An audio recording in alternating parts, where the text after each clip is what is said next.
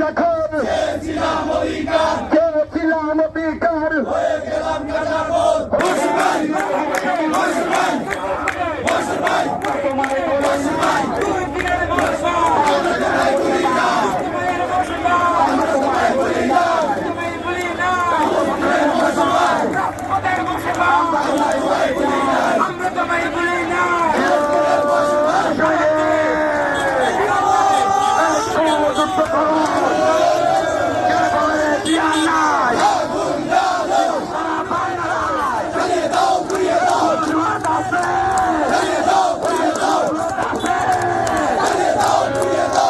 আন্দোলন সংগ্রামে আলহাজ মোহাম্মদ সাল্লাম ভূঁইয়া আমাদের সাথে ছিলেন, আমরা ওনার সাথে ছিলাম।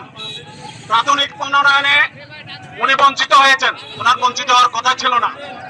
আজকে যিনি নমিনেশন পেয়েছেন উনি আমাদের শ্রদ্ধার পাত্র, কিন্তু আন্দোলন সংগ্রামে মোহাম্মদ সাল্লাম ভূঁইয়া যেভাবে ঝাঁপিয়ে পড়েছিলেন ওদেরকে আমরা সেভাবে দেখি নাই। আমি আশা করব আগামী দিনে পূর্ণাঙ্গ মনোনয়ন যখন হবে তখন আলহাজ মোহাম্মদ সাল্লাম ভূঁইয়াকে এই আসনে মনোনয়ন দিয়ে নাগরকোটবাসী এবং লালমাইবাসীর আশা পূর্ণ করবেন আমাদের নেতা তারেক রহমান। আশা করি এটা পুনর্বিবেচনা করবেন, এই আসনে আলহাজ মোহাম্মদ সাল্লাম ভূঁইয়াকে মনোনয়ন দিয়ে আমাদের দাবি পূরণ করবেন। 17 বছর পর্যন্ত জননেতা মোবাশ্বের আলম ভূঁইয়া সাহেব এই নাঙ্গলকোটের তৃণমূলের নেতা কর্মীদেরকে ধরে রেখেছে। আজকে এই গফুর ভূঁইয়া সাহেব মোবাশ্বের আলম ভূঁইয়ার লোকদেরকে তিনি বলেন গাঁজাখোর ইয়াবাখোর।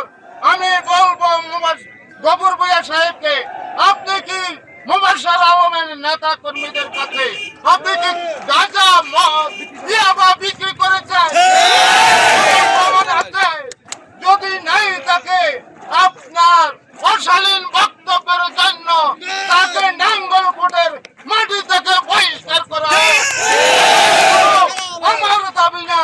আজকে 2008 সালে 98,000 ধানের শীষের ভোটারের অধিকার আপনি ভঙ্গ করেছেন, আর এই 98,000 ভোটারকে আপনি গাঁজাখোর বলেছেন অশালীন বক্তব্য দিয়ে।